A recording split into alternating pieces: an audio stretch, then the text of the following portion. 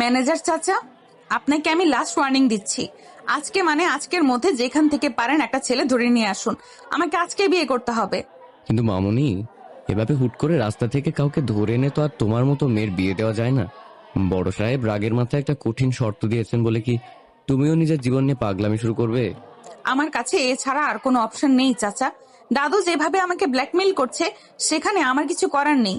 দাদুর কথা না মানলে আমার তিলে তিলে গড়া এই বিজনেস এম্পায়ার দাদু চ্যারিটিতে বিলিয়ে দেবে। আমি বেঁচে থাকতে সেটা কিছুতেই হতে দেব না। আমি মানছি বড়বাবু একটা কড়া কথা বলে ফেলেছেন, কিন্তু তুমি তো শান্ত মাথায় সিদ্ধান্ত নিতে পারতে। হুট করে অপরিচিত কাউকে বিয়ে করাটা কি ঠিক হবে? চাচা, আমি কোনো লজিক শুনতে চাই না। আমি দাদুর থেকে মাত্র 24 ঘন্টা সময় নিয়েছি। এর মধ্যে আমি বিয়ে করে তাকে দেখিয়ে দিতে চাই যে আরিশা চৌধুরী যা বলে তা করে দেখায়। আপনি শুধু আমার একটা উপকার করুন। টাকার খুব প্রয়োজন, এমন একটা ছেলে জোগাড় করে দিন। কিন্তু মামুনি, এখনকার ছেলেরা যেরকম সুবিধাবাদী, খোঁজ খবর না নিয়ে এমন সিদ্ধান্ত নেওয়াটা কি ঠিক হবে? চাচা, আপনি হয়তো ভুলে যাচ্ছেন আমি তাকে রিয়েল হাজবেন্ড হিসেবে সারা জীবন গলায় ঝুলিয়ে রাখার জন্য বিয়ে করছি না। আপনি এমন একটা ছেলে আনবেন যে টাকার জন্য যা খুশি করতে পারে। সে হবে আমার হাতের পুতুল আর কেনা দাস। তাকে বলবেন আমি তাকে 50 লাখ টাকা দিব, বিনিময়ে সে 1 মাস আমার স্বামী হওয়ার অভিনয় করবে। 1 মাস পর সে তার রাস্তায়, আমি আমার রাস্তায়। তবে শর্ত একটাই, 1 মাস পর সে কোনোভাবেই আমাকে বিরক্ত করতে আসতে পারবে না। আপনি জানেন তো, আরিশা চৌধুরীকে বিরক্ত করার মতো কেউ আজও এই পৃথিবীতে জন্মায়নি। ম্যানেজার খুব ভালোভাবে বুঝতে পারলেন যে এই জেদি দাদু আর নাতনির ইগো লড়াইয়ের মাঝে তিনি চিপায় পড়ে গেছেন। আরিশাকে তিনি ছোটবেলা থেকে নিজের মেয়ের মতো আগলে রেখেছেন। আরিশার যখন 2 বছর বয়স, তখন এক কার অ্যাক্সিডেন্টে তার বাবা মা মারা যান। তারপর থেকে দাদুর কড়া শাসনের পাশাপাশি এই ম্যানেজারের মতামতেই সে বড় হয়েছে। ম্যানেজার তাকে নিয়ে খুবই চিন্তিত, তাই যার তার হাতে এই মেয়েকে তুলে দিতে তার মন সায় দিচ্ছে না। তিনি আরিশার কেবিন থেকে বেরিয়ে পড়েন এক কঠিন দায়িত্ব কাঁধে নিয়ে। চাচা, আপনার কি হয়েছে? কেউ আছেন? হেল্প করুন প্লিজ। চাচা, শরীর থেকে অনেক রক্ত বের হচ্ছে। এখনই হসপিটালে না নিলে ওনাকে বাঁচানো যাবে না। বাবা, প্লিজ আমাকে একটু বাঁচাও। আগামী সপ্তাহে আমার মেয়ের বিয়ে। আমি মরে গেলে আমার পুরো পরিবারটা রাস্তায় এসে দাঁড়াবে বাবা। আপনার কিচ্ছু হবে না চাচা, আমি আছি তো। আপনি চিন্তা করবেন না। ওরে ভাই, আপনারা কেউ কি একটু সাহায্য করবেন? একটা গাড়ি থামান প্লিজ। আকাশের আকুতি শুনেও রাস্তার লোকগুলো যেন কানে তুলো দিয়ে রেখেছিল যে যার কাজে ব্যস্ত। কেউ এই আপদকালীন ঝামেলায় জড়াতে চায় না। আকাশ বারবার হতাশ হচ্ছিল। এই যান্ত্রিক শহরের মানুষের অমানবিকতা দেখে তার মন বিষিয়ে উঠছিল। একটা মানুষ রক্তাক্ত অবস্থায় মৃত্যুর সাথে পাঞ্জা লড়ছে, অথচ মানুষগুলো স্বার্থপরের মতো পাশ কাটিয়ে চলে যাচ্ছে। আকাশ মূলত এখানে একটা চাকরির ইন্টারভিউ দিতে এসেছিল। ইন্টারভিউ দিয়ে ফেরার পথে সে দেখে একটি দ্রুতগামী গাড়ি এই পথচারী লোকটিকে ধাক্কা দিয়ে পালিয়ে যায়। আকাশ দৌড়ে এসে লোকটির মাথা নিজের হাঁটুর উপরে রাখে এবং পাগলের মতো মানুষের কাছে সাহায্য চাইতে থাকে। কিন্তু পুলিশি ঝামেলার ভয়ে কেউ দাঁড়াতেই চাইছে না। হঠাৎই আকাশ দেখলো দূর থেকে একটি কালো রঙের দামি গাড়ি আসছে। সে লোকটিকে সাবধানে রাস্তার ধারে শুইয়ে দিয়ে দৌড়ে গিয়ে গাড়ির সামনে দাঁড়িয়ে পড়ে। ড্রাইভার, ব্রেক করো। দেখতে পাচ্ছ না সামনে একটা ছেলে দাঁড়িয়ে আছে? ড্রাইভার সজোরে ব্রেক কষলে ম্যানেজার কিছুটা বিরক্ত হন।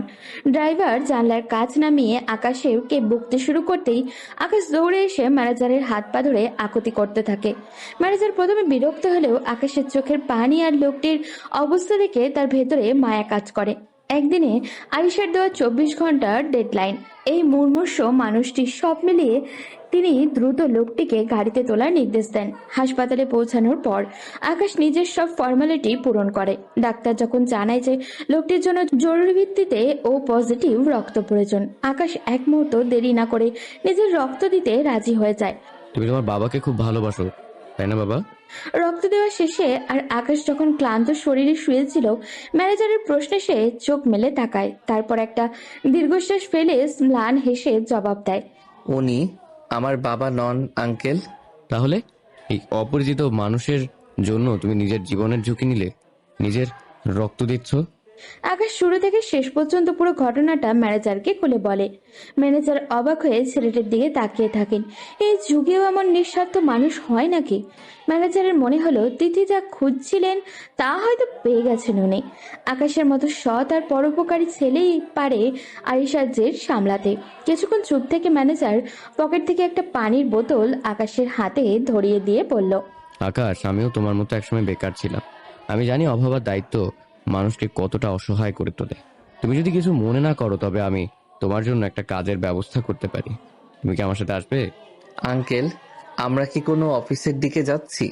আপনি কাজের কথা বলে আমাকে জজ কোর্টে নিয়ে আসলেন কেন? ধৈর্য ধরো আকাশ, তোমাকে আমি বলেছি যে একটা ব্যবস্থা করে দেব, সেটার জন্যই এখানে আসা।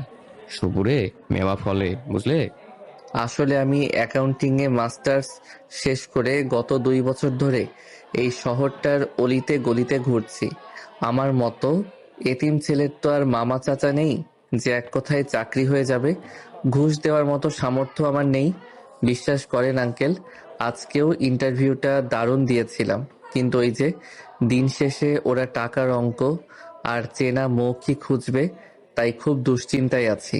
আমি জানি বাবা, এই শহরে মেধার চেয়ে টাকার জোর বেশি চলে, কিন্তু তুমি আজ যা করলে, ওই অপরিচিত লোকটাকে বাঁচাতে নিজের রক্ত দিলে, এটা দেখে আমার মনে হচ্ছে তুমি অনেক বড় পদের যোগ্য।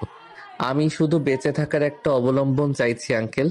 3 বেলা খেয়ে পরে ঢাকার এই মেসে টিকে থাকাটা এখন আমার জন্য বিলাসিতা হয়ে দাঁড়িয়েছে। আপনি যেখানেই নিয়ে যান আমি কাজ করতে রাজি আছি। ম্যানেজার আকাশের দিকে তাকিয়ে মনে মনে একটা গভীর দীর্ঘশ্বাস ফেললেন। আকাশের সরলতার অভাব তাকে মুগ্ধ করলেও আজ তাকে এক জটিল জালে জড়াতে যাচ্ছেন তিনি।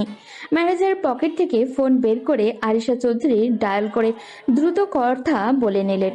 হ্যালো মামুনি, শোনো, তুমি যেটা চেয়েছিলে সেটা পাওয়া হয়ে গিয়েছে। একদম পারফেক্ট একজন পেয়েছি। তুমি কোনো দেরি না করে প্রয়োজনীয় কাগজপত্র নিয়ে এক্ষুনি জজ কোর্টে চলে আসো। আমি এখানে তোমার জন্য অপেক্ষা করছি। বিয়ে, কোর্ট, মামুনি। আঙ্কেল, আপনি কার সাথে কথা বলছেন? আর আমাকেই বা এখানে কেন নিয়ে আসা হলো? এখানে তো চাকরির কোনো অফিস দেখছি না। চুপটা বসে থাকো আকাশ, এক্ষুনি সব জানতে পারবে। তোমার জীবন বদলে যাওয়ার সময় এসেছে। গাড়ি এসে থামলো জজ কোর্টের সামনে। কিছুক্ষণ পরেই সেখান থেকে একটি রাজকীয় সাদা রঙের মার্সিডিজ এসে থামলো। গাড়ি থেকে নামলো এক অনন্য সুন্দরী কিন্তু অহংকারী চেহারার একটা মেয়ে, আরিশা চৌধুরী। সে সোজা ম্যানেজারের সামনে এসে দাঁড়ালো। ম্যানেজার চাচা, এই সেই ছেলে? একেই আপনি আমার জন্য পছন্দ করেছেন? একে তো দেখে মনে হচ্ছে রাস্তার কোনো ভিখারি। এক্সকিউজ মি, আপনি কে? আর আমাকে এভাবে কথা বলছেন কেন?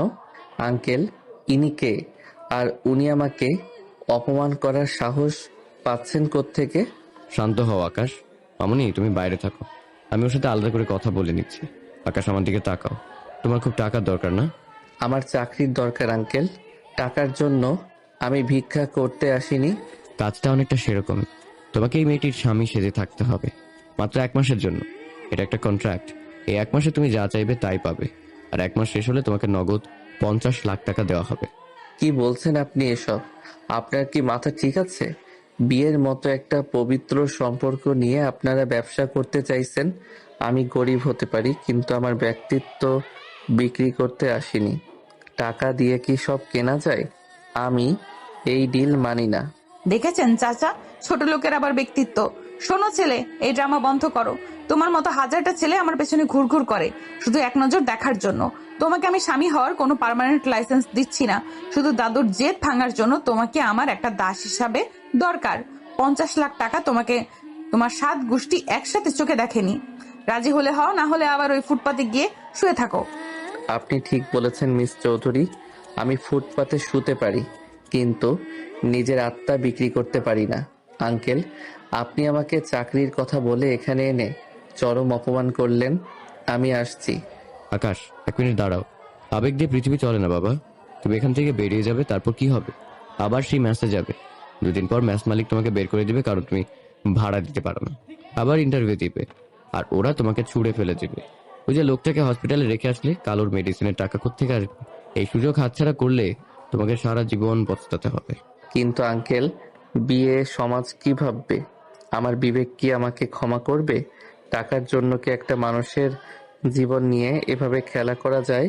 এটা স্রেফ একটা অভিনয়, কেউ জানবে না। 1 মাস পর তুমি তোমার 50 লাখ টাকা নিয়ে সুন্দর একটা জীবন শুরু করতে পারবে। ভেবে দেখো, এই টাকা দিয়ে তুমি একটা ব্যবসা করতে পারবে, অসহায় মানুষের পাশে দাঁড়াতে পারবে। স্রেফ 1 মাসের অভিনয় কি তোমার সারা জীবনের কষ্টের চেয়েও বড়? চাচা, ওর সাথে এত কথা বলার সময় আমার নেই। আমি পেপারস রেডি করে রেখেছি, সাইন করলে করো, নয়তো আমি অন্য কাউকে দেখছি। Time is money. ঠিক আছে আঙ্কেল, আমি রাজি, কিন্তু আমার একটা শর্ত আছে। এই 1 মাস আমি আপনার বাড়ির কোনো কিছুতে অনধিকার চর্চা করব না, আর আপনিও আমাকে অকারণে অপমান করে কথা বলতে পারবেন না। শর্ত আমি দেই, নেই না। তবে ঠিক আছে, তোমার টাকা পাওয়া নিয়ে কথা। চলো ভেতরে যাই, আমাদের এখনই কাজ শেষ করতে হবে। আকাশের ভেতরটা কান্নায় ভেঙে পড়েছিল। সে বুঝতে পারছিল না সে কি ঠিক করছে নাকি ভুল, কিন্তু অভাবের তাড়না আর পরিস্থিতির চাপে পড়ে সে আজ নিজের নীতি বিসর্জন দিতে বাধ্য হলো। কোর্টের নির্জন কক্ষে আরিশা চৌধুরীর সাথে তার চুক্তিনামায় সই হলো। Welcome to my hell, mister Akash. মনে রেখো, তুমি শুধু আমার একটা দামি খেলনা মাত্র। গাড়িতে গিয়ে বসো। এখন থেকে আমার হুকুম ছাড়া তোমার নিঃশ্বাস নেওয়ারও অধিকার নেই। সময় সবার এক যায় না মিস চৌধুরী। আজ আপনি উপরে আছেন বলে আমাকে নিচু দেখছেন, কিন্তু মনে রাখবেন, ভাগ্য বড় অদ্ভুত জিনিস। তোমরা এখন বাসায় চলো, বড় সাহেব বাড়িতে অপেক্ষা করছেন। আকাশ, নিজেকে শক্ত করো, আসল যুদ্ধ কিন্তু এখন শুরু হবে। ম্যানেজার চাচা, এই ছেলেকে গাড়ির পেছনে বসতে বলুন। আমার পাশে বসার যোগ্যতা ওর নেই। আর শোনো আকাশ, চৌধুরী বাড়িতে পা রাখার পর মুখ একদম বন্ধ রাখবে। দাদু যদি কোনো প্রশ্ন করে আমি যা শিখিয়ে দিব ঠিক সেইটুকুই বলবে। এর বাইরে একটা শব্দ উচ্চারণ করলে তোমার 50 লাখ টাকার চেক কিন্তু মাঝপথে ছিঁড়ে ফেলবো। টাকা যখন দিচ্ছেন তখন কথা তো আপনারই শুনতে হবে। তবে একটা কথা মনে রাখবেন মিস আরিশা, আপনি আমার সম্মান কিনতে পারেননি, শুধু সময়টা ভাড়া নিয়েছেন। গাড়ির পেছনে বসা বা সামনে বসা নিয়ে আমার কোনো আক্ষেপ নেই। আমার মতো মানুষের জন্য রাস্তার ধুলোবালি তো বরাদ্দ ছিল, সেখানে আপনার দামি গাড়ির পেছনের সিট তো অনেক বড় বিলাসিতা। তোমরা গাড়ি থামিয়ে তর্ক করা বন্ধ করো তো। মামনি, আকাশকে একটু গুছিয়ে কথা বলতে দাও। আর আকাশ, তুমি ওর কথায় মন খারাপ করো না।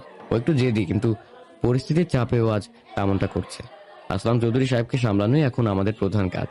গাড়ি স্টার্ট দাও ড্রাইভার, অনেক দেরি হয়ে গেছে। গাড়ি এসে থামলেও চৌধুরী ভিলার বিশাল গেটের সামনে সাদা মার্বেল পাথরের তৈরি রাজকীয় রাজপ্রাসাদ সমতুল্য বাড়িটা দেখে আকাশের চোখ কপালে ওঠার দশা। সে কল্পনাও করতে পারেনি এই শহরে এমন কোনো বাড়ি থাকতে পারে। ম্যানেজার আকাশকে ইশারায় নামতে বললে এবং আরিশার পিছু পিছু ভেতরে যেতে বললেন। ড্রয়িং রুমে গম্ভীর মুখে সোফায় বসেছিলেন আরিশার দাদু আসলাম চৌধুরী। আরিশা, আমি শুনলাম তুই নাকি কোর্টে গিয়েছিলি, আর এই ছেলেটাকে, একেই কি তুই বিয়ে করেছিস? ম্যানেজার, এই সে ছেলে তো? হ্যাঁ দাদু, তুমিই তো বলেছিলে আমাকে 24 ঘন্টার মধ্যে বিয়ে করতে হবে, না হলে তুমি সব সম্পত্তি চ্যারিটিতে দিয়ে দিবে। এই তো আমার স্বামী আকাশ। আমরা কোর্টে গিয়ে বিয়ে সেরে এসেছি। এখন অন্তত তোমার ওই উইল পরিবর্তন করার কথা ভাবতে পারো।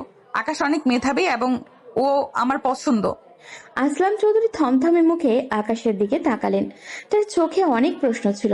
তিনি ম্যানেজারের চোখের দিকে তাকালে ম্যানেজার আলতো করে চোখের ইশারায় তাকে আশ্বস্ত করলেন। আসলাম চৌধুরী মনে মনে হাফ ছেড়ে বাঁচলেন। তিনি জানতেন তার নাতনি জেদি, সে কোনোদিনই বিয়ে করবে না বলে পণ করেছে। সেই নাতনি যখন নিজে থেকে কাউকে বর হিসেবে নিয়েছে, এতে তিনি মনে মনে প্রচন্ড খুশি হয়েছে যে তার নাতনি অন্তত সেটেল হচ্ছে, কিন্তু মুখে তিনি সেই আনন্দের লেশমাত্র প্রকাশ করলেন না। তোর পছন্দ নিয়ে আমার কিছু বলার নেই আরিশা, তবে হুট করে কাউকে কিছু না জানিয়ে বিয়ে করে ফেললি, এটা চৌধুরী বংশের ঐতিহ্যের সাথে যায় না। এই ছেলে কি করে, এর বংশ পরিচয় কি? হুট করে একে তো মেনে নেওয়া যায় না। আসসালামু আলাইকুম দাদু। আমি জানি আমাকে দেখে আপনার সাধারণ মনে হতে পারে, আপনার মতো বড় মাপের মানুষের নাতনির পাশে আমাকে মানায় না, এটা আমি নিজেও জানি। কিন্তু আরিশা যখন আমার হাত ধরলো তখন আমি ফিরিয়ে দিতে পারিনি। আমি কথা দিচ্ছি, আরিশার কোনো অমর্যাদা আমার জন্য হবে না। দাদু ডাকবি না আমাকে, আমি এখনো তোকে নাচ জামাই হিসেবে সার্টিফিকেট দেইনি। ম্যানেজার, এই ছেলেকে সত্যি কোনো প্রজেক্টে ছিল, নাকি আরিশাকে নাটক করার জন্য ভাড়া করে এনেছে? সত্যি কথা বলো। বড় সাহেব, আপনি শুধু শুধু সন্দেহ করছেন। মামনি তো মিথ্যে বলছে না। আকাশ অনেক মেধাবী ছেলে, ও আরিশার বিজনেস সামলাতে অনেক হেল্প করেছে। ও একটু সাধারণ ঘরের ছেলে হতে পারে, কিন্তু ওর মেধা অসাধারণ। এখন এই ক্লান্ত অবস্থায় ওদের উপর রাগ না করে ঘরে তুলতে দেওয়াটাই কি ভালো দেখায় না? আসলাম চৌধুরী ম্যানেজারের ইশারা পেয়ে বুঝতে পারলেন যে ছেলেটি হয়তো আপাত দৃষ্টিতে সাধারণ হলেও বিশ্বস্ত হবে। নাতনি শেষ পর্যন্ত সংসার শুরু করছে, এই আনন্দে তিনি মনে চেপে রাখলেন। তিনি আকাশের দিকে তীক্ষ্ণ দৃষ্টিতে তাকিয়ে রইলেন। আকাশ নিজের ভেতরে চলা অস্থিরতা চেপে রেখে আসলাম চৌধুরীর পায়ের কাছে গিয়ে সালাম করার জন্য নিচু হলো। তার এই বিনয় দেখে দাদু মনে মনে বেশ খুশি হলেন। ঠিক আছে, আপাতত আমি মেনে নিচ্ছি তোদের বিয়ে, কিন্তু মনে রাখিস আরিশা, আমি তোদের ওপর নজর রাখবো। আর আকাশ, আজ থেকে তুই এই বাড়িতেই থাকবি। আমি তোকে অবজার্ভ করতে চাই, দেখি তুই আমার নাতনির যোগ্য কিনা। কাল সকালে নাস্তার টেবিলে আমি তোর সাথে গল্প করব। ও আমার সাথেই থাকবে দাদু। চলো আকাশ আমার রুমে। ম্যানেজার চাচা, দাদুর চেক আপের সময় হয়েছে, আপনি ওনাকে ওনার রুমে দিয়ে যান। দাদু, তুমি বেশি চিন্তা করো না, এখন রেস্ট নাও। আরিশা তত্তর করে সিঁড়ি বেয়ে উপরে উঠে গেল। আকাশ একবার ম্যানেজারের দিকে তাকালো। ম্যানেজার চোখ বন্ধ করে তাকে সাহস দিলেন। আকাশ ধীর পায়ে আরিশার রাজকীয় রুমের দিকে এগিয়ে গেল। রুমের ভেতরে ঢোকা মাত্রই আরিশা ঝট করে দরজাটা ভেতর থেকে লক করে দিল এবং আকাশের দিকে কঠোর চোখে তাকালো। How dare you! তুমি আমার দাদুর পা ছুঁয়ে সালাম করতে গেলে কেন? আমি তোমাকে কি বলেছি? তুমি এখানে আমার কেনা গোলাম হয়ে এসেছো, আমার পরিবারের আপন হতে আসোনি। বেশি ড্রামা করার চেষ্টা করবে না। আমি পরিস্থিতি সামাল দেওয়ার জন্য ওটা বলেছি। আপনার দাদু যা মানুষ, তাতে একটু নমনীয় না হলে উনি তখনই আমাদের উপর সন্দেহ করতেন।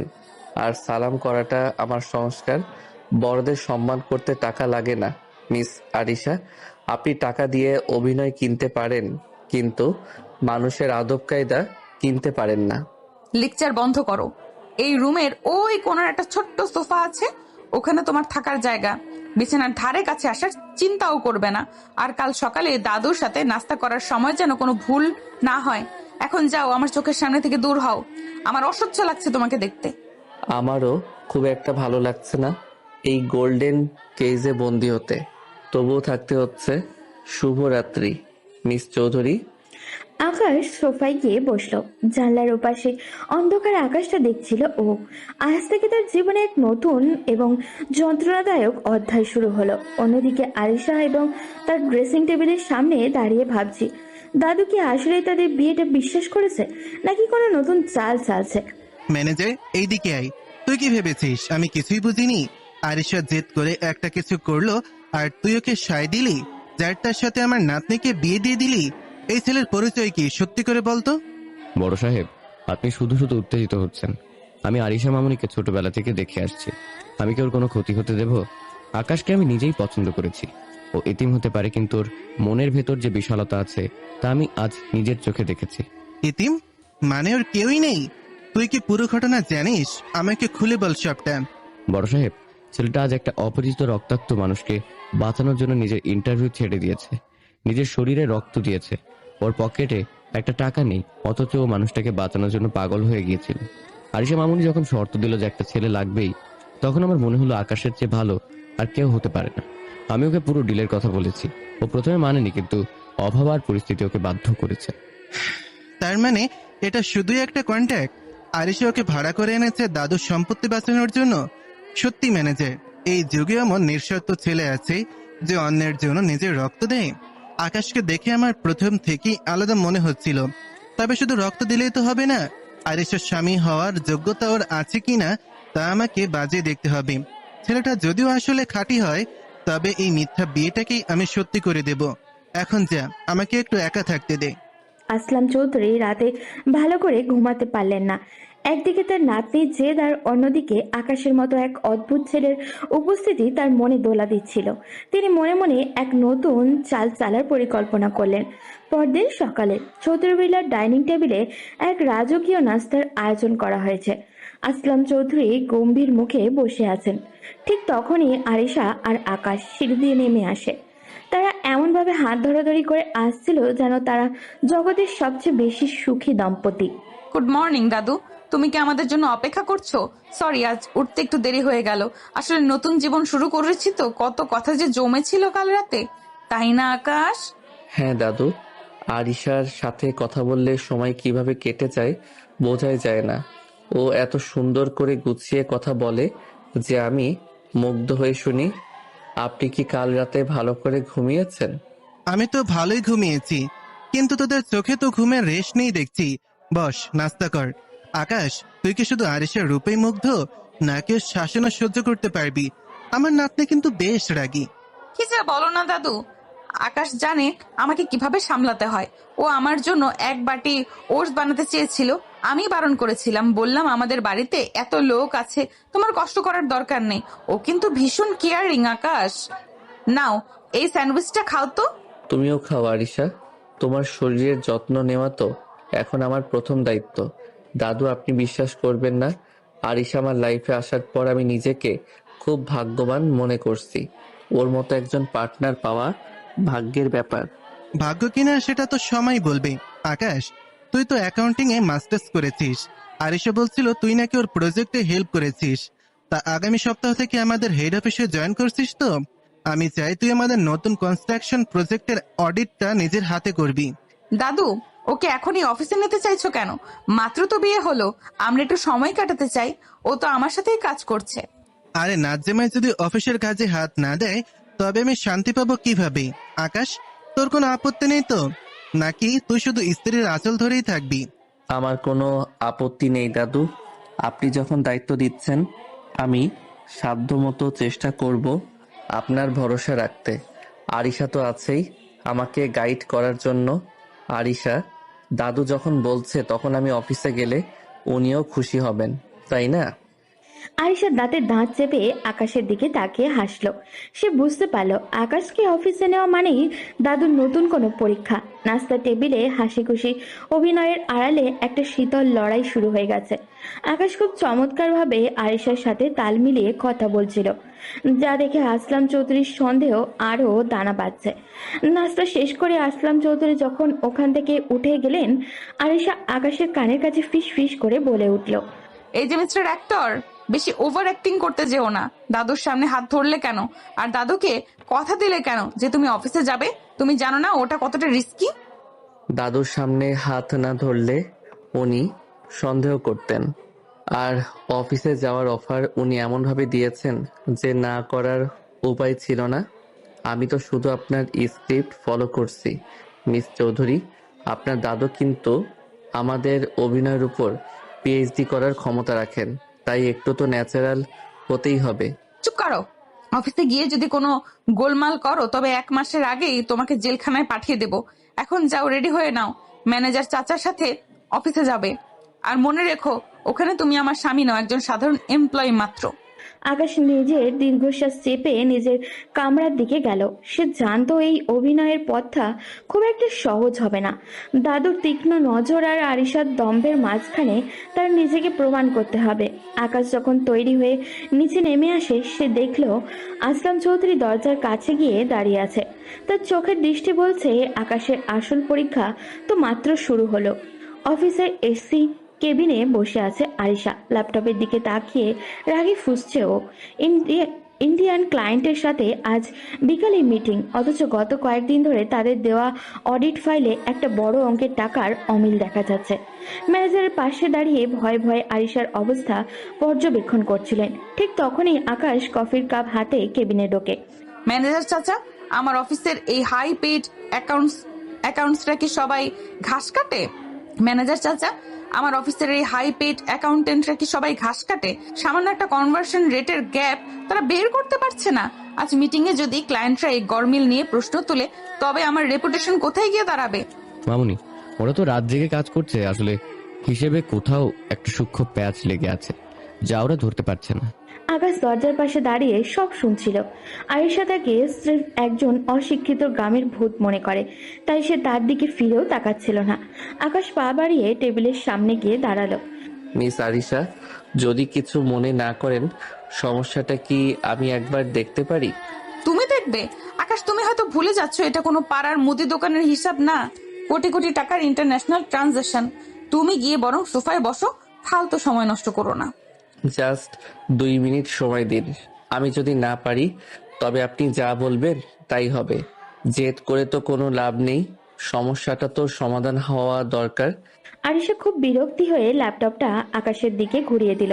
তার ধারণা ছিল আকাশ বড় বড় সংখ্যা দেখে ভড়কে যাবে, কিন্তু আকাশ অত্যন্ত দক্ষতার সাথে মাউস স্ক্রল করে কয়েকটা লিঙ্কে ক্লিক করলো।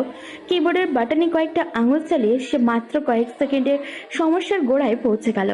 এই যে দেখুন, আপনার অ্যাকাউন্ট সেকশন থেকে ইন্ডিয়ান রুপির বদলে ইন্টারপোল রেটটা ভুল কারেন্সিতে ধরা হয়েছে, যার কারণে হিসেবে গ্যাপটা আসছে।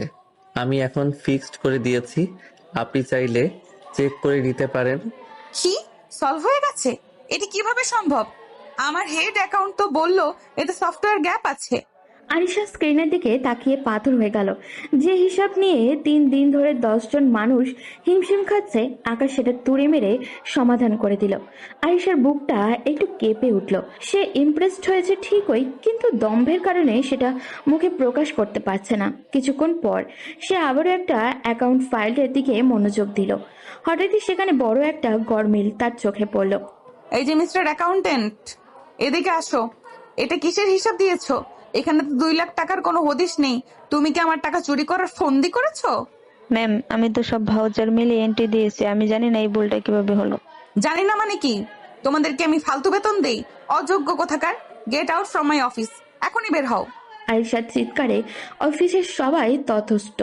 আরিশা চৌধুরী যেন কতটা রাগী এবং অহংকারী তা অফিসের পিয়ন থেকে অফিসার সবাই জানে। অ্যাকাউন্টেন্ট মন খারাপ করে মাথা নিচু করে বেরিয়ে যাওয়ার সময় আকাশ ইশারায় তাকে থামালো। সে নিজের ল্যাপটপ নিয়ে এগিয়ে এলো। রাগ করবেন না মিস আরিশা, ওনার কোনো ভুল নেই। ভুলটা আসলে ম্যানুয়াল এন্ট্রিতে নয়, ভেন্ডরের পাঠানো ইনভয়েসে হয়েছে। দেখুন, এই কোম্পানিটি একই ভাউচার ডাবল সাবমিট করেছে।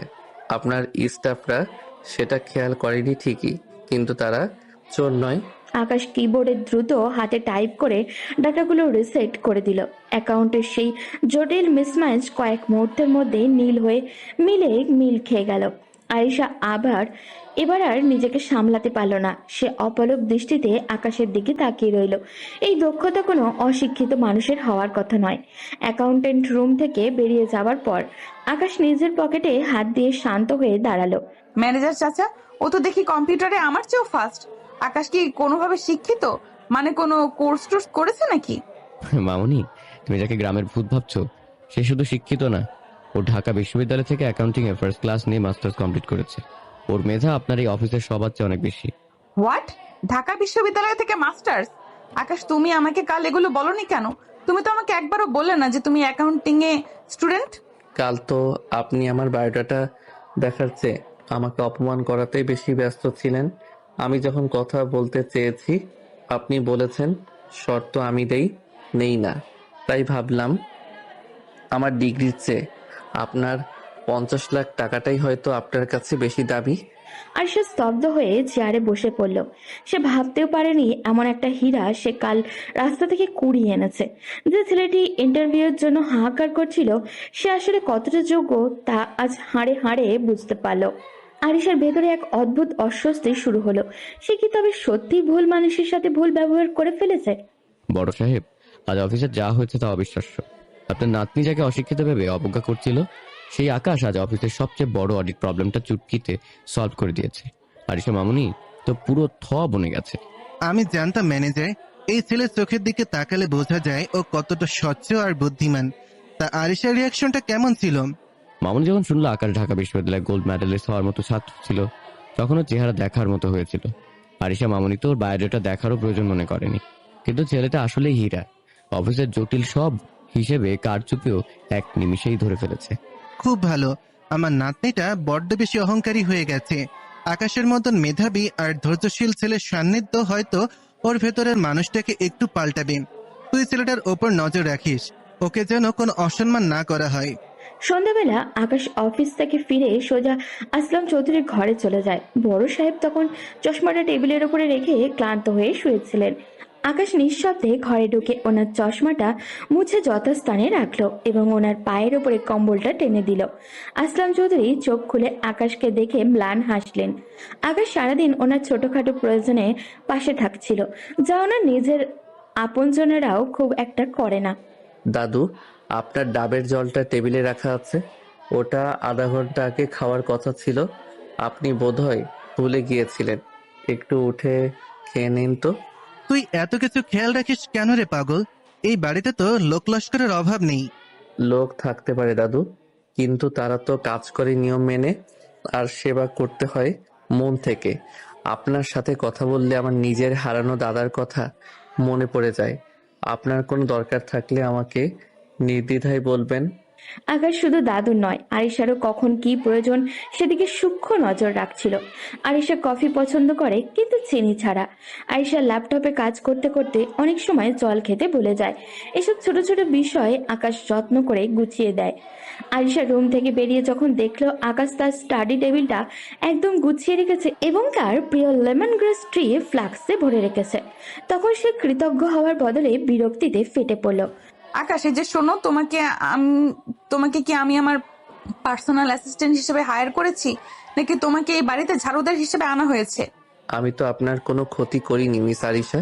আপনার ঘরটা একটু অগোছালো ছিল, তাই গুছিয়ে দিয়েছি। আর রাতে আপনার লিকার চা খাওয়ার অভ্যাস আছে শুনলাম, তাই চাটা রেডি করে রেখেছি। আমি তোমাকে আমার লাইফে ইন্টারফেয়ার করতে মানা করেছি। তোমাকে এই বাড়িতে কাজের লোক হওয়ার জন্য আনা হয়নি। তুমি জাস্ট 1 মাস এখানে অতিথি হয়ে থাকবে, খাবে, যা প্রয়োজন নিবে, তারপর 1 মাস শেষ হয়ে গেলে চলে যাবে। Don't try to be a member of this family. আমার ব্যক্তিগত জিনিসে হাত দেওয়ার সাহস যেন আর না হয়।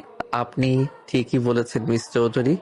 আমি আসলে ভুলে গিয়েছিলাম যে আমি এখানে আপনার কেনা একজন দাস মাত্র। আমি আসলে মানুষ চাই, বুঝলেন? মানুষের সাথে মিশতে চাই। এই বড় পরিবারে এসে আমার কেন যেন একটু মায়া লেগে গিয়েছিল। নিজের তো কেউ নেই, তাই হয়তো একটু লোভ হয়েছিল। ভেবেছিলাম 1 মাসের জন্য হলেও একটা পরিবারের স্বাদ পাবো। ঠিক আছে, ক্ষমা করে দেবেন। আমি আর আপনার কোনো বিষয়ে মাথা ঘামাবো না। আকাশ ধীর পায়ে ঘর থেকে বেরিয়ে গেল। তার যাওয়ার সময়কার ওই বিষণ্ণ চেহারাটা আরিশার বুকে তীরের মতো বিঁধল। আরিশা জানলার ধারে গিয়ে দাঁড়ালো। তার মনে পড়ে গেল আকাশও তো তার মতোই এতিম। সে নিজে মা বাবাকে হারিয়েছে বলে দাদুর কাছে আগলে বড় হয়েছে, কিন্তু আকাশের তো কেউই নেই। তাকে কষ্ট দেওয়াটা কি ঠিক হলো? আরিশা মনে অনুশোচনায় ভরে উঠল। সে বুঝতে পারছিল সে একটা অন্যায় করে ফেলেছে, কিন্তু তার দীর্ঘদিনের লালিত অহংকার আর ইগো তাকে সরি বলতে বাধা দিচ্ছে। আমি কেন এমন করলাম? ও তো ভালোই করছিল, কিন্তু ও যদি আমার এত কাছে চলে আসে, তবে 1 মাস পর ও চলে যেতে দেখলে কি আমার কষ্ট হবে না? না আরিশা চৌধুরী, দুর্বল হওয়া চলবে না। ও শুধুই একটা কন্ট্রাক্ট। আরিশা তার মনে লড়াইয়ে জয়ী হতে পারছিল না। ওদিকে আকাশ সোফায় শুয়ে অন্ধকারের দিকে তাকিয়ে চোখের জল আড়াল করার চেষ্টা করছিল। এই রাজপ্রাসাদে সে একা, বড্ড বেশি একা। দামি খাবার আর দামি বিছানা তাকে শান্তি দিতে পারছে না। যতটা আরিশার একটা ভালো ব্যবহারের জন্য তার মন হাহাকার করছিল। গতকালের অপমানের পর আকাশ আজ অনেকটা নির্লিপ্ত। অফিসে এসে সে নিজের ডেস্কে মন দিয়ে কাজ করছে।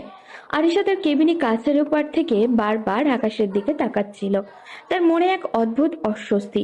কাল রাতে ছেলেটাকে অনেক কড়া কথা শুনিয়েছে সে, কিন্তু আজ অফিসে এসে সে দেখলেও আকাশ যেন আরো বেশি সিরিয়াস।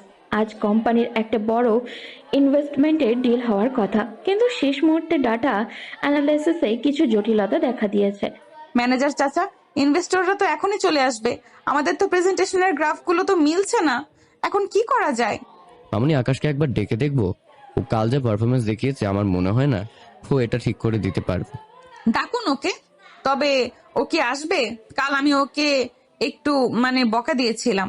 ম্যানেজার আকাশকে ডেকে আনলে আকাশ কোনো কথা না বলে সরাসরি ল্যাপটপ হাতে নিল। সে গত 3 বছরের প্রফিট মার্জিন আর আগামী 5 বছরের ফিউচার প্রজেকশনে এমন দুর্দান্তভাবে একটা গ্রাফ ফুটিয়ে তুলল যে আরিশা বিস্ময়ে বিমূঢ় হয়ে গেল। আকাশ শুধু অঙ্ক মেলায় না, সে ডাটা দিয়ে ভবিষ্যৎও পড়তে পারে। আরিশার মনের ভেতরে থাকা সব ভুল ধারণা আজ যেন কর্পূরের মতো উড়ে গেল। সে মনে মনে ভাবল, এই ছেলেটি কি সত্যি ঈশ্বর স্যার, আপনার কফি।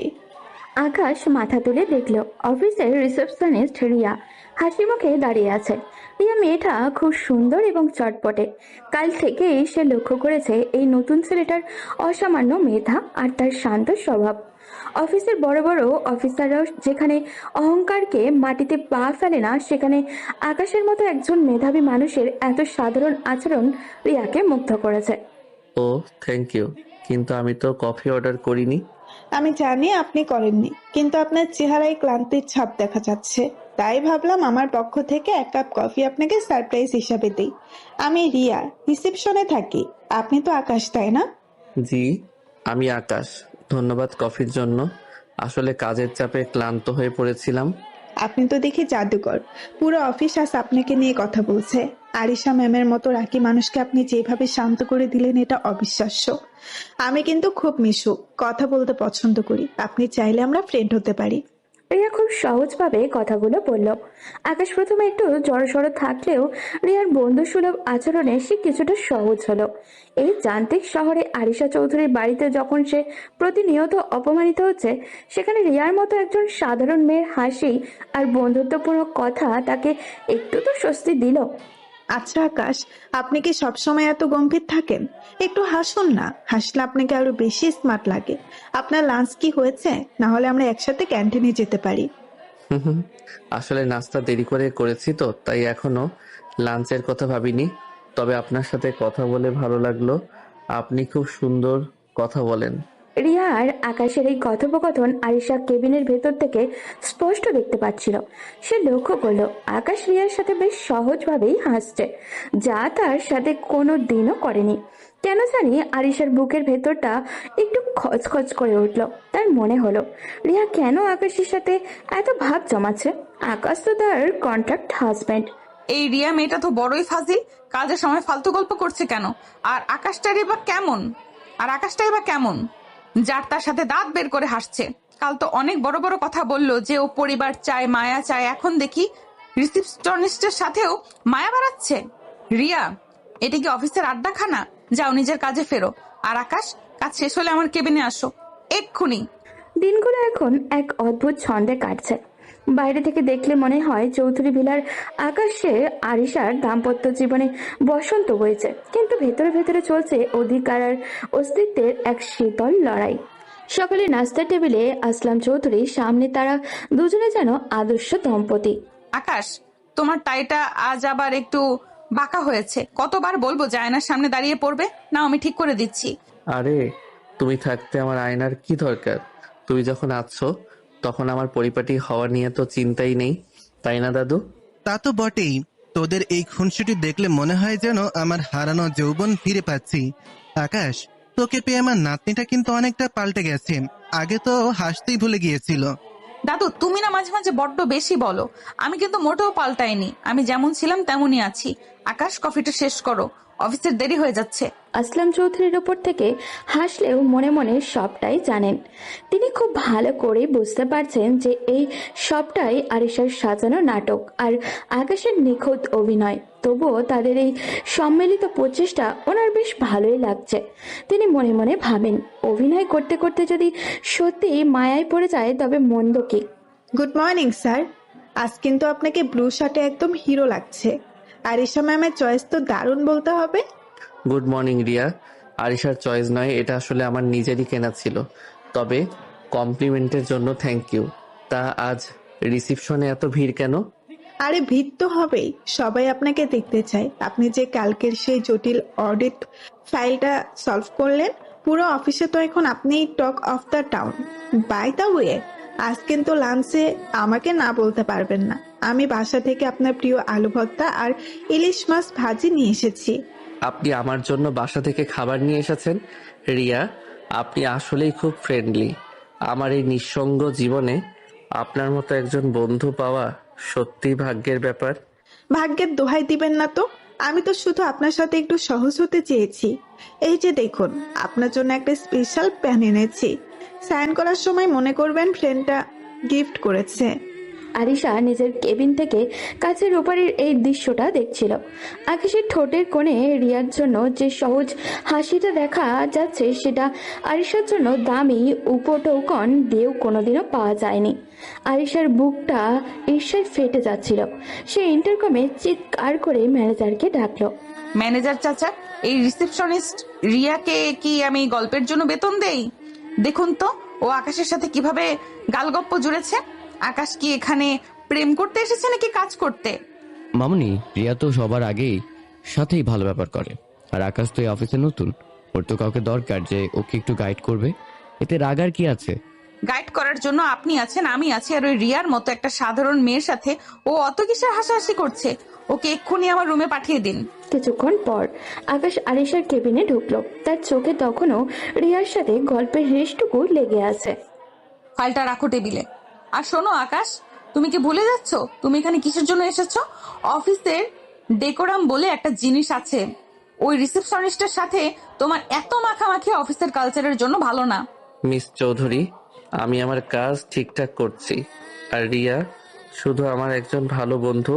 কারোর সাথে কথা বলা বা বন্ধুত্ব করা কি এই কন্ট্রাক্টের বাহিরে? আমি তো দাদুর সামনে আপনার সাথেও খুব ভালো অভিনয় করি। তবে অফিসের কলিগের সাথে স্বাভাবিক হতে আপনার সমস্যা কোথায়? সমস্যা আছে, কারণ লোকে জানবে তুমি আমার হাজবেন্ড। আর তুমি যদি একটা সাধারণ রিসেপশনিস্টের সাথে ফ্লার্ট করো তবে সেটা আমার প্রেস্টিজে লাগে। প্রেস্টিজ নাকি হিংসে? মিস চৌধুরী, আপনি কি সত্যি ভয় পাচ্ছেন যে আপনার কন্ট্রাক্ট করা খেলনাটা অন্য কারোর সাথে বেশি ভালো সময় কাটাচ্ছে? আপনি আমাকে কিনেছেন আমার হাসি বা আমার বন্ধুত্বকে নয়। রিয়া আমাকে সম্মান দেয়, মায়া দেয়, যা আপনার ডিকশনারিতে নেই। স্টপ ইট আকাশ, তোমাকে বেশি প্রশ্রয় দেওয়া হয়ে গেছে। মনে রেখো 1 মাস পর তুমি আমার লাইফ থেকে ভ্যানিশ হয়ে যাবে। তাই কারোর সাথে মন দেওয়া নেওয়া করার স্বপ্ন দেখে লাভ নেই। মন দেওয়ার মতো যোগ্যতা আমার নেই মিস চৌধুরী, আমি জানি। তবে মায়া কাটাতে টাকা লাগে না।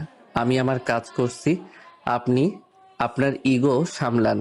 আকাশ কেবিন থেকে বেরিয়ে যেতেই আরিশা সোফায় ধপ করে বসে পড়ল। সে বুঝতে পারছে না কেন তার বারবার কান্না পাচ্ছে। সে তো আকাশকে ভালোবাসে না, তবে কেন অন্য কোনো মেয়ের সাথে তাকে দেখলে আরিশার কলিজায় টান লাগে।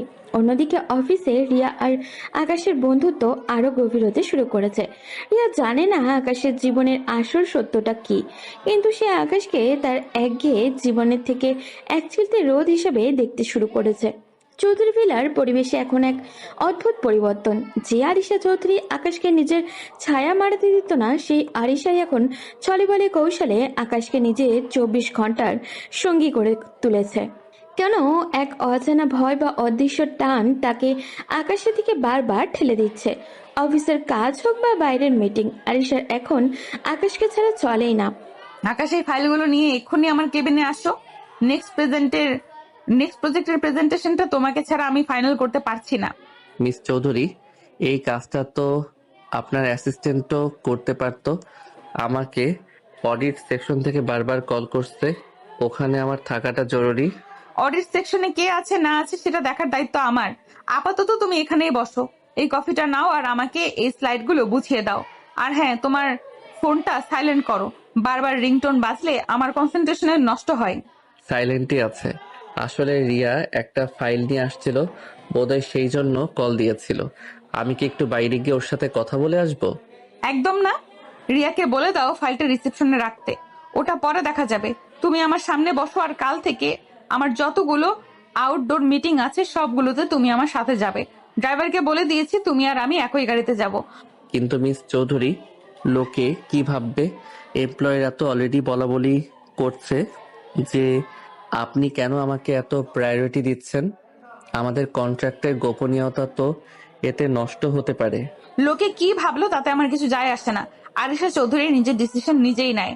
তোমাকে আমার আশেপাশে থাকলে আমার কাজ করতে সুবিধা হয়, ব্যাস এটাই শেষ কথা। এখন কাজের দিকে ফোকাস করো। আরিশার এই কাজের বাহানা এখন রীতিমতো শিল্পের পর্যায়ে পৌঁছে গেছে।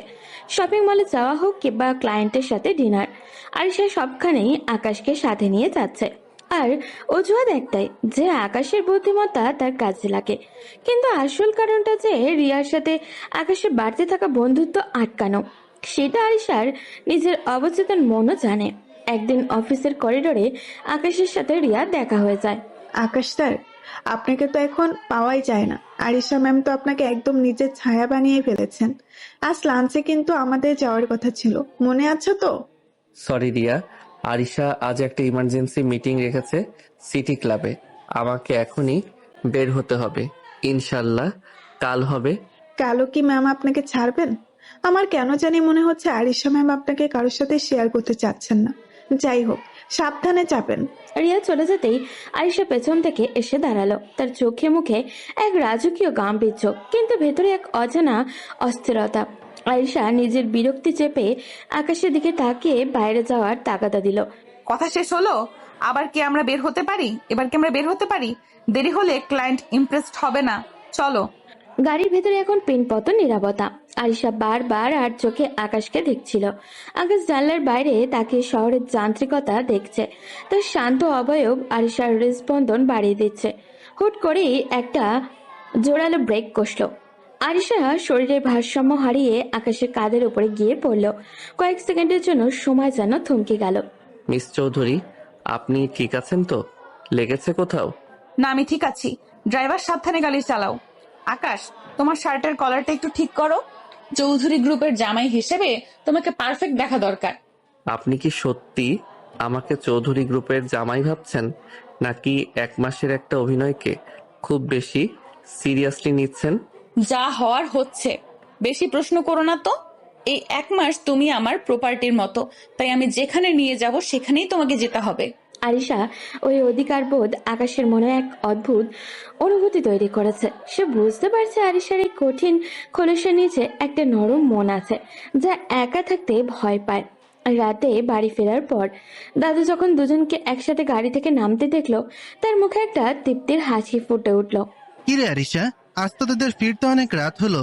খুব কি কাজের চাপ, নাকি নাচ জামাই কিনে শহর ঘুরছিলি? কাজেরই চাপ ছিল দাদু। আকাশ না থাকলে আজ মিটিংটা সামলানো কঠিন হতো। আকাশ, তুমি ফ্রেশ হয়ে নাও, আমি কফি পাঠিয়ে দিচ্ছি। আকাশ নিজের ঘরে চলে গেল। আরিশা দরজার হেলান দিয়ে দাঁড়িয়ে আকাশের যাওয়ার পথের দিকে তাকিয়ে রইল। সে অনুভব করছে আকাশ এখন শুধু তার ক্লায়েন্ট নয়, তার অভ্যাসে পরিণত হয়েছে। যাকে সে দাস হিসাবে এনেছিল, সেই ছেলেই এখন তার মনের সিংহাসনে অলক্ষ্যে জায়গা করে নিচ্ছে। কিন্তু এই পরিবর্তন পরিণাম কি হবে তা কি কেউ ভেবেছে? আরিশার সঙ্গীত কিন্তু এই পরিবর্তনের পরিণাম কি হবে তা ভেবে আরিশা শঙ্কিত। হঠাৎ করে আয়েশা আকাশকে বলে আগামীকাল তার কক্সবাজারে যাবে আনিসার একটা বিজনেস মিটিং এর জন্য।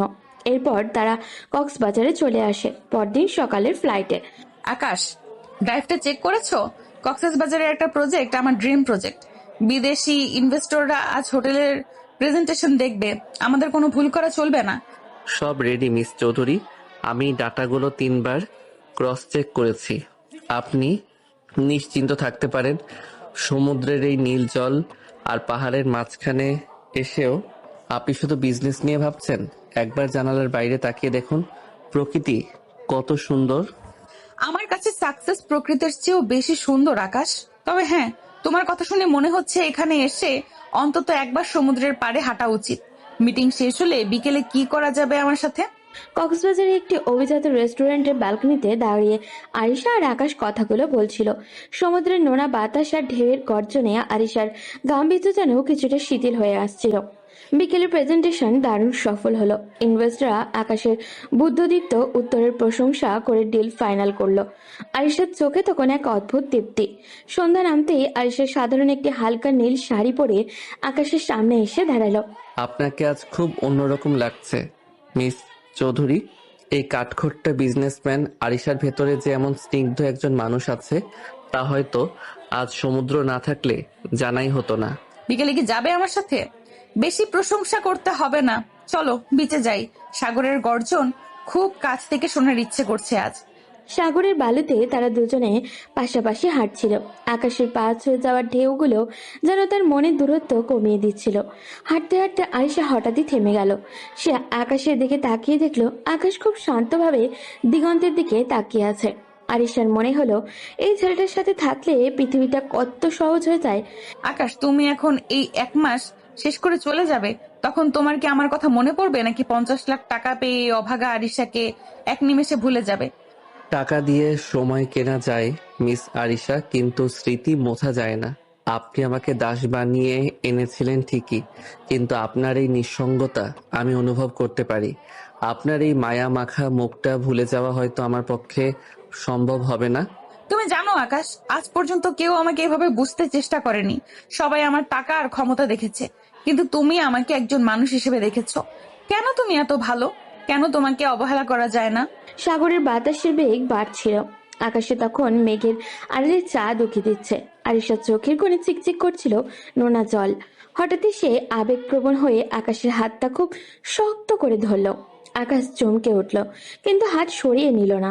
আরিশার শরীরের কাঁপন আকাশ অনুভব করতে পারছিল। আকাশ, আমি আসলে খুব একা।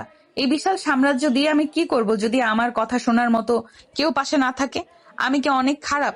কেন আমি তোমাকে প্রথম থেকেই কষ্ট দিয়েছি? আপনি খারাপ নন আরিশা, আপনি আসলে ভালোবাসা পেতে ভয় পান, তাই অহংকারের আড়ালে নিজেকে লুকিয়ে রাখেন। কাঁদবেন না প্লিজ, আপনার চোখে জল মানায় না। আকাশ খুব হালকা করে আরিশার গাল থেকে অশ্রু মুছে দিল। সেই মুহূর্তে সমুদ্রের গর্জন ছাড়া আর শব্দ যেন স্তব্ধ হয়ে গেল। আরিশা নিজেকে আর সামলাতে পারল না। সে আকস্মিক ভাবে আকাশের বুকের মধ্যে মুখ লুকালো। আকাশের হৃদস্পন্দন তখন দ্রুততর হচ্ছে। সে আরিশাকে দুহাতে জড়িয়ে ধরল। কক্সবাজারের সেই নির্জন সৈকতে চাঁদের আলোয় ভেসে যাওয়ার মুহূর্তে তারা দুজনেই খুব বাধা ভুলে একে অপরের অনেকটা কাছাকাছি চলে এলো। আকাশ, আমি হয়তো তোমাকে আর কোনোদিন যেতে দিতে পারবো না। আমাদের এই 1 মাসের চুক্তি কি সারা জীবন হতে পারে না? সময় সব প্রশ্নের উত্তর দেবে আরিশা, আজ শুধু এই সুন্দর মুহূর্তটাকে অনুভব করতে দিন। আরিশা আকাশের চোখের দিকে তাকালো। সে চোখে আজ ঘৃণা নেই, বরং কোনো রাগও নেই। আজ শুধু এক গভীর মুগ্ধতা। সাগরের ঢেউ এসে আছড়ে পড়েছিল তাদের পায়ের কাছে, আর তাদের মনের গভীরে বয়ে যাচ্ছিল অনুভূতির এক প্রলয়কারী ঝড়। আরিশা চৌধুরীর মতো কঠিন হৃদয় নারী আজ এক এতিম ছেলের ভালোবাসার কাছে সম্পূর্ণ আত্মসমর্পণ করলো। কক্সবাজার থেকে ফেরার পর আকাশ আর আরিশার সম্পর্কের সমীকরণটা একদমই বদলে গেছে। আরিশার সেই কঠিন ব্যক্তিত্ব এখন আকাশের সামনে এলেই তাসের ঘরের মতো ভেঙে পড়ে। তাদের মধ্যে এখন আর সেই মালিক আর দাসের দূরত্ব নেই। দেখতে দেখতে চুক্তির 25তম দিন কেটে গেল। ঘড়ির কাঁটা যেন এখন আরিশার কাছে এক একটা আতঙ্কের নাম। আকাশ, সোফায় শুলে তো তোমার পিঠে ব্যথা হয়। আজ থেকে তুমি চাইলে এই বড় বেডটার একপাশে ঘুমাতে পারো, আমার কোনো সমস্যা নেই। আজ 25 দিন হয়ে গেল আরিশা, আর মাত্র 5 দিন, তারপর তো এই রাজপ্রাসাদ ছেড়ে আমাকে আমার সেই পুরনো মেসেই ফিরে যেতে হবে। এখন এই দামি বেডে ঘুমানোর অভ্যাস করলে পরে হয়তো ফুটপাতে ঘুম আসবে না। 5 দিনের তো পথ, সোফাতেই ভালো আছি। আকাশের মুখে 5 দিন পর চলে যাওয়ার কথা শুনে আয়েশার বুকটা হু হু করে উঠল। সে ভেবেছিল কক্সবাজারের ওই মুহূর্তগুলোর পর আকাশ হয়তো চুক্তির কথা ভুলে যাবে, কিন্তু আকাশের এই বাস্তববাদী কথাগুলো আয়েশাকে মনে করিয়ে দিল যে তাদের সম্পর্কের ভিত্তিটা ছিল স্রেফ একটা কন্ট্রাক্ট। আয়েশা সারা রাত ঘুমাতে পারল না, তার চোখের জল বালিশ ভেজাতে লাগলো। পরদিন সকালে এক রাশ মন খারাপ নিয়ে আরিসা অফিসে পৌঁছালো। কেবিনে ঢোকার আগেই তার চোখ পড়ল এক অসহ্য দৃশ্য। আকাশ স্যার, এই কফিটা খেয়ে দেখুন তো। আজ আমি নিজের হাতে আপনার জন্য বানিয়ে এনেছি। আপনি চলে যাবেন শুনলাম, আমার কিন্তু খুব মন খারাপ হবে। আপনি তো দেখি অনেক খবর রাখেন রিয়া। আসলে জীবন তো থেমে থাকে না, তবে আপনার মতো বন্ধুর কথা আমার সারা জীবন মনে থাকবে। শুধু মনে রাখলে হবে না, যাওয়ার পর কিন্তু আমাকে ট্রিট দিতে হবে। আপনার সাথে কাটানোর সময়গুলো আমার কাছে স্পেশাল হয়ে থাকবে। আরিশা করিডোর দিয়ে যাওয়ার সময় দেখলো আকাশ আর রিয়া খুব সহজভাবে হাসাহাসি করছে। আরিশার মনে হলো কেউ যেন তার কলিজায় গরম লোহা দিয়ে ছ্যাঁকা দিচ্ছে। সে নিজের ইগো সামলাতে না পেরে কাজ ফেলে সোজা বাড়িতে চলে আসলো। আসলাম চৌধুরী ড্রয়িং রুমে বসে পত্রিকা পড়ছিলেন। নাতনিকে দেখে অসময় এভাবে অগ্নিশর্মা হয়ে ফিরতে দেখে তিনি বেশ অবাক হলেন। কিরে আরিশা, অফিস থেকে এই অসময়ে চলে এলি যে? শরীর খারাপ নাকি? আর তোর মুখটা এমন তপ্ত দুপুরের মতন লাল হয়ে আছে কেন? দাদু, আমার সামনে এখন কারো কথা বলবে না। আমি আমার রুমে যাচ্ছি, কেউ যেন আমাকে ডিস্টার্ব না করে, বিশেষ করে ওই আকাশ যেন আমার ছায়া না মারায়। আরিশা গট গট করে সিঁড়ি বেয়ে উপরে উঠে নিজের রুমের দরজাটা সহজ জোরে বন্ধ করে দিল। আসলাম চৌধুরী কিছুক্ষণ থতমত খেয়ে বসে রইলেন। তিনি বুঝতে পারলেন ডাল মে কুছ কালা হে। তিনি কালক্ষেপণ না করে ম্যানেজারকে ফোন দিলেন। ম্যানেজার, অফিসে কি কিছু হয়েছে? আরিশা হঠাৎ পাগলের মতন রিয়াক্ট করছে কেন? ও তো মাত্রই বাড়ি ফিরলো। বড় সাহেব, আমি তো বুঝতে পারছি না কি বলবো। আসলে আকাশ আর রিসেপশনিস্ট প্রিয়াকে একসাথে হাসাহাসি করতে দেখেই মামনি এই কাণ্ড করেছে। মামনি এখন আকাশের ছায়াও সহ্য করতে পারছেন না, অথচ মনে মনে আকাশকে ছাড়া এক মুহূর্তও থাকতে পারছেন না। তার মানে আরিশা চৌধুরী হিংসে করছে? যে মেয়ে কোনোদিন কাউকে পরোয়া করেনি, আজ সে একটা সাধারণ মেয়ের সাথে আকাশের মেলামেশা নিতে পারছে না। এটা তো দারুণ খবর ম্যানেজার। তার মানে বেশি বেশি বিশ্বক্ষয় হচ্ছে। বড় সাহেব, হাসি তামাশার কথা না। আরিশা মামনি যেভাবে রেগে আছে, আমার ভয় হচ্ছে ওনা আবার আকাশকে অপমান করে বাড়ি থেকে বের করে দেয়। চুক্তির আর মাত্র কয়েকটা দিন বাকি। ভয় পাস না, যে যত বেশি হিংসে করে সে তত বেশি ভালোবাসে। আরিশা এখন নিজের মনের সাথে যুদ্ধ করছে, আর আকাশকেও বুঝতে হবে যে আরিশার এই রাগের পেছনে কতটা গভীর মায়া লুকিয়ে আছে। তুই শুধু পরিস্থিতির ওপর নজর রাখ। আরিশা নিজের রুমে শুয়ে বালিশ কামড়ে কাঁদছে। তার মাথায় একটা শুধু দৃশ্য ঘুরে বেড়াচ্ছে। আকাশ রিয়ার দিকে তাকিয়ে হাসছে। সে হাসিটা আরিশার পাওনা ছিল, সেটা রিয়া অনায়াসেই পেয়ে গেছে। আরিশা মনে মনে ভাবছে, আকাশ কি সত্যি 5 দিন পর চলে যাবে? সে কি একবারও আরিশাকে বলবে না যে সে থেকে যেতে চায়? চুক্তির কাগজগুলো কি আসলে তাদের হৃদয়ের অনুভূতির চেয়ে বড় হয়ে গেল? ম্যানেজার, নাতনির এই হিংসে দেখে আমি একটা জিনিস নিশ্চিত হলাম, আরিশা আকাশকে পাগলের মতন ভালোবেসে ফেলেছে। কিন্তু ওর এই জেদ ভাঙতে হলে আমাদের আগুনের উপর একটু ঘি ঢালতে হবে। তুমি আরিশাকে গিয়ে বলবে যে আকাশের সাথে ডিভোর্স হয়ে গেলে আকাশ আর দেরি করবে না, ও নাকি রিয়াকেই বিয়ে করবে। এই কথাটা শোনার পর দেখবি আসল আরিশা চৌধুরীকে। বড় সাহেব, এটা বলা কি ঠিক হবে? মামনি তো আকাশকে আস্ত রাখবে না। এমনিতেই সে রেগে আছে, তার উপর এমন খবর দিলে তো বাড়িতে তুফান শুরু হয়ে যাবে। আমি যা বলেছি তাই করো। মায়া থেকে যখন ভালোবাসা জন্মায় না, তখন হিংসা থেকে সেটা বের করে আনতে হয়। দেরি করো না, এখনই যাও। ম্যানেজার কাঁপতে কাঁপতে আরিশার ঘরের দরজায় গিয়ে দাঁড়ালেন। আরিশা তখনও অন্ধকার ঘরে বসে জানলার দিকে তাকিয়েছিল। তার চোখের মনি আগুনের মতো লাল হয়ে আছে।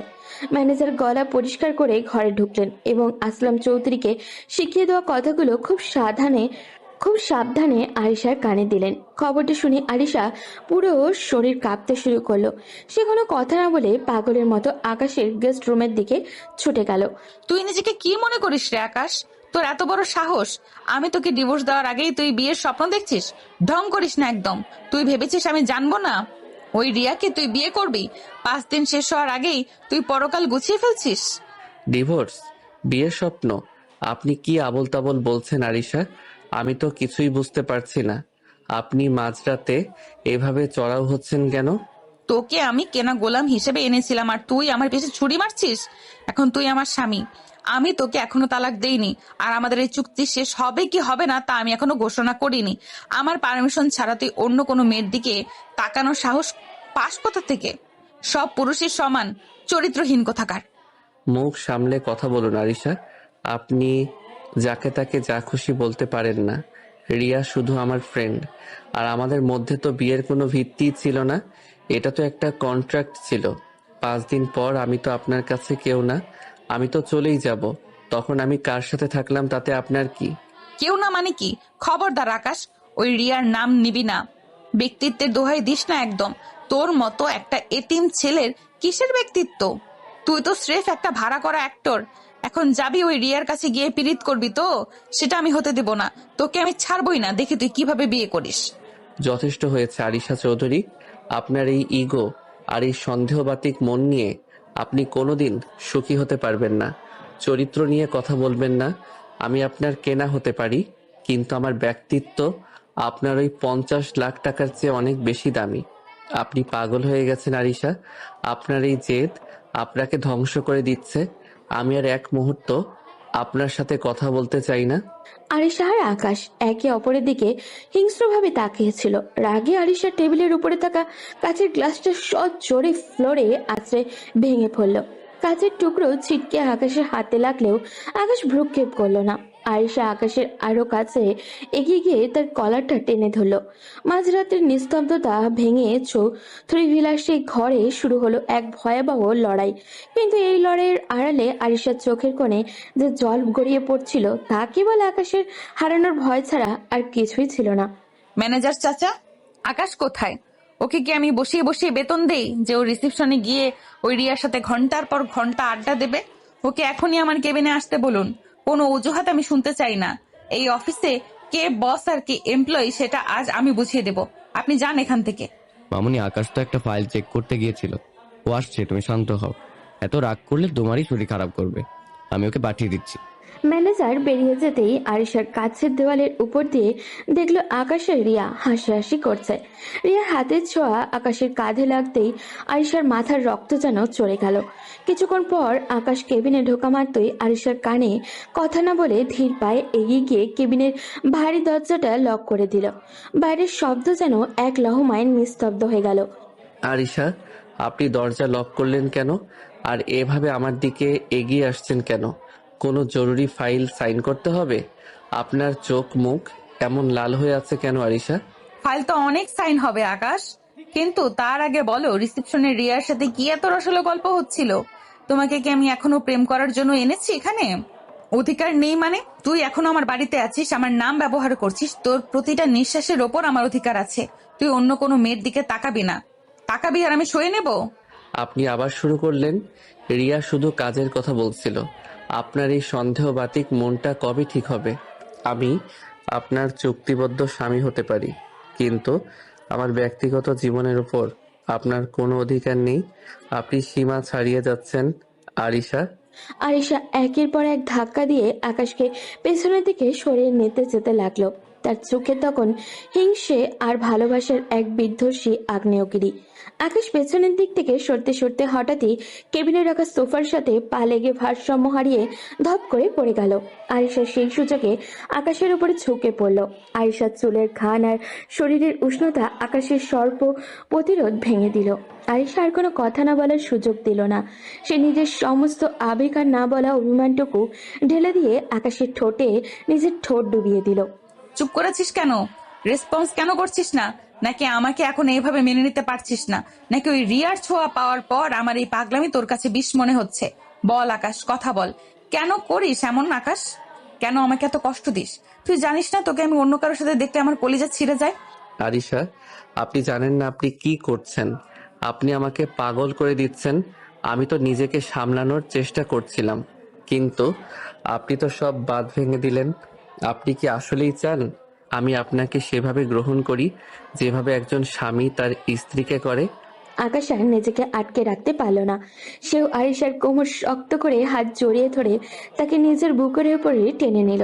এবার আকাশ নিজেই পাগলের মতো আরিশার ঠোঁটে নিজের ঠোঁট চেপে ধরল। আরিশা প্রথমবার কোনো পুরুষের এমন বলিষ্ঠ আর আদিম ছোঁয়া পেয়ে নিজেকে সামলাতে পারছিল না। আকাশের হাত যখন আরিশার কোমর আর স্পর্শকাতর জায়গাগুলোতে বিচরণ করতে লাগলো, আরিশার সারা শরীরে বিদ্যুৎ খেলে গেল। তার সমস্ত দম্ভ আর আভিজাত্য যেন এই এক চিলতে আগুনের কাছে আত্মসমর্পণ করলো। আমাকে ছেড়ে যাবি না তো আকাশ? এই 5 দিন শেষ হওয়ার পর তুই কি আমাকে এই নরকে একা রেখে চলে যাবি? আমি তোকে ছাড়া বাঁচতে পারবো না আকাশ। আমি আজ স্বীকার করছি, আমি তোর কাছে হেরে গেছি। আপনার এই পাগলামি আমাকে আপনার মায়ায় চিরতরে বেঁধে ফেলেছে আরিশা। আমি জানতাম না এই কঠিন হৃদয়ের নিচে এতটা প্রেম জমা ছিল। আজ থেকে আপনি শুধু আমার আর আমি শুধু আপনার। কোনো চুক্তি আমাদের আলাদা করতে পারবে না। আমি থাকবো তোমার এই এলোমেলো জীবনটা গুছিয়ে দেওয়ার জন্য। আমি থাকবো। কেবিনের ভেতরে তখন সময় থমকে আছে। বাইরে পৃথিবীর ব্যস্ততা থাকলেও ভেতরে দুটি অশান্ত হৃদয় একে অপরের উষ্ণতায় শান্ত হচ্ছিল। আরিশার এলোমেলো হয়ে যাওয়া চুল আর আকাশের ঘামার্ত ললাট সাক্ষ্য দিচ্ছিল যে আজ থেকে তাদের সম্পর্কের কন্ট্রাক্টটা হৃদয়ের দলিল হয়ে গেছে। আরিশা আর বুঝতে পারলেও ক্ষমতা দিয়ে পৃথিবী জয় করা গেলেও মায়া আর তীব্র আকর্ষণ দিয়ে একজন মানুষের আত্মা জয় করা যায়। কেবিনের ভেতরে তখন আবেগ আর উষ্ণতার এক চূড়ান্ত মুহূর্ত বইছিল। ঠিক সেই সময় হঠাৎই দরজায় সজোরে টোকা পড়ার শব্দে দুজন যেন আকাশ থেকে আছড়ে পড়ল। আরিশা আর আকাশ এক ঝটকায় একে অপরের থেকে আলাদা হয়ে ছিটকে দুদিকে সরে গেল। দুজনের অবস্থান তখন ভীষণ বিধ্বস্ত। আরিশার পরনের ফর্মাল শার্টের ওপরে বোতামগুলো খোলা, ইন করা শার্ট বের হয়ে এসেছে আর দামি ব্লেজারের মাঝের উপরে পড়ে আছে। ব্লেজারটা মেঝের উপরে পড়ে আছে। তার চুলগুলো এলোমেলো হয়ে মুখের উপরে এসে পড়েছে আর চোখের কাজল লেপ্টে একাকার। আর আকাশ শার্টের অবস্থা করুন। সে হাঁপাতে হাঁপাতে নিজেকে সামলানোর চেষ্টা করছে। আকাশ, আমার অবস্থা দেখো, ব্লেজারটা মেঝের উপর পড়ে আছে, শার্টের এই অবস্থা। বাইরের কেউ যদি আমাদের এই অবস্থায় দেখে তবে সম্মান সব ধুলোয় মিশে যাবে। আমি কি করব এখন? দাদুকে মুখ দেখাবো কি করে? আরিশা, প্যানিক করবেন না, একদম না। আপনি আগে ব্লেজারটা তুলুন, শার্টটা ঠিক করে ওয়াশরুমে যান। আমি দরজা খোলার আগে সময় নিচ্ছি, প্লিজ কুইক। আরিশা মেঝের উপর থেকে নিজের ব্লেজারটা তুলে নিয়ে করুণ চোখে আকাশের দিকে তাকালো। সে কাঁপতে কাঁপতে ড্রেসিং এ ঠিক করার চেষ্টা করছে। আকাশ আরিশার অসহায়ত্ব বুঝতে পেরে চোখের ইশারায় কেবিনের ভেতরে ওয়াশরুমের দিকে ইশারা করলো। আরিশা দ্রুত শার্টের বোতামগুলো আটকাতে আটকাতে ওয়াশরুমের ভেতরে ঢুকে গেল। আকাশ একটা দীর্ঘশ্বাস ফেলে নিজের শার্টের হাতা ঠিক করে আর চুলগুলো হাত দিয়ে আঁচড়ে নিয়ে ধীর পায়ে গিয়ে কেবিনের দরজা খুলে দিল। সামনে ম্যানেজারকে দেখে আকাশ একটু অদ্ভুত অপ্রস্তুত হাসি দিল। আকাশ, দরজা লক করা ছিল কেন? আর তোমার কপালে তো ঘাম কেন? আরিশা মামুনি কোথায়? ওনার সাথে একটা খুব আর্জেন্ট ফাইলে সই লাগবে। ওহ, ম্যানেজার চাচা আপনি? আসলে ম্যাম একটু ফ্রেশ হতে ওয়াশরুমে গিয়েছেন। আর বুঝতেই তো পারছেন অফিসের এসির অবস্থা একদম ভালো না, খুব গরম লাগছিল। আপনি ভেতরে আসুন। ম্যানেজার কেবিনে ঢুকে চারিদিকে সন্নিগ্ধ দৃষ্টিতে তাকাতে লাগলেন। সোফাটা এলোমেলো হয়ে আছে আর কার্পেটের উপরে আরিশার চুলের পিন পড়ে থাকতে দেখে তিনি কিছুটা থমকে গেলেন। ম্যানেজার যখন আরো সামনে এগিয়ে মেঝের দিকে তাকাতে যাচ্ছিলেন, আকাশ বুঝতে পারল এখনই ওনার ফোকাস অন্যদিকে সরাতে হবে। সে হুট করে অদ্ভুত আর আবল তাবল প্রশ্ন করতে শুরু করলো। আচ্ছা ম্যানেজার চাচা, আপনি কি কখনো ভেবেছেন যে পৃথিবীর সব মানুষ যদি একদিন হঠাৎ করে উল্টো হয়ে হাঁটতে শুরু করে, তবে কি আমাদের অফিসের সিলিং ফ্যানগুলো মেঝেতে লাগাতে হবে? সুতো কি তখন আমরা গ্লাভস হিসেবে হাতে পরবো? কি বলছো আকাশ? তোমার কি মাথা ঠিক আছে? আমি অফিসের ফাইলের কথা বলছি আর তুমি উল্টো হয়ে হাঁটার গল্প করছো কেন? তোমার চোখ মুখ তো দেখি কেমন লাল হয়ে আছে। আরে চাচা, এটা একটা সাইকোলজিক্যাল প্রশ্ন।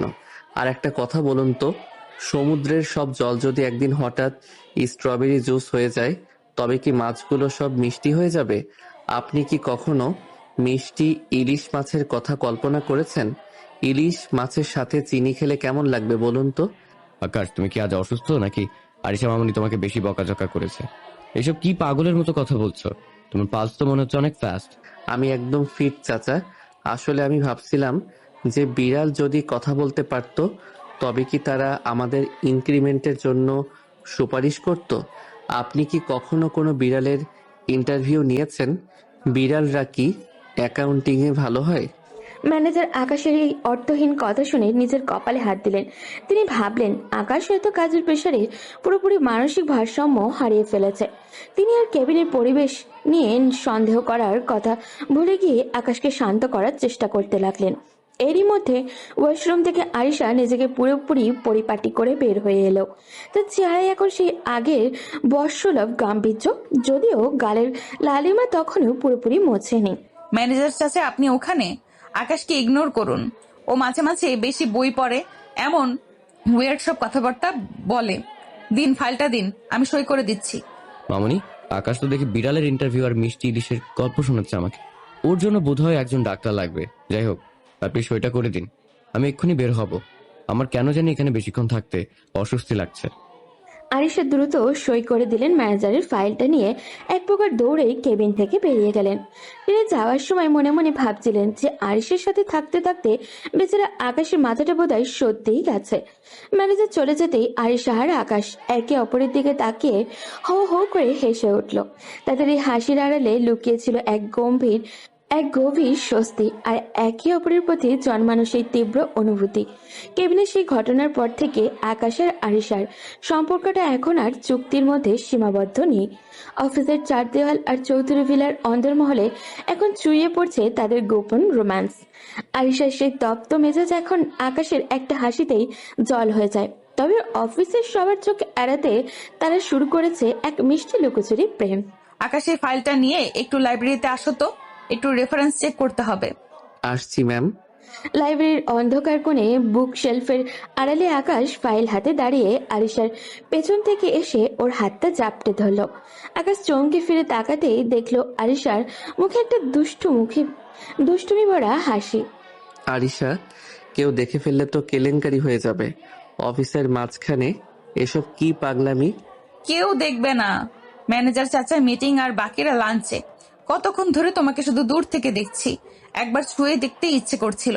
5 দিনের চুক্তি তো কবেই শেষ হয়েছে আকাশ, এখন কি আমাকে একটু ভালোবাসার অধিকার দেওয়া যায় না? আরিশার কপালে আলতো করে চুমু খেলো। অধিকার তো তুমি সেদিনই আদায় করে নিয়েছো, যেদিন আমার কলার ধরেছিলে।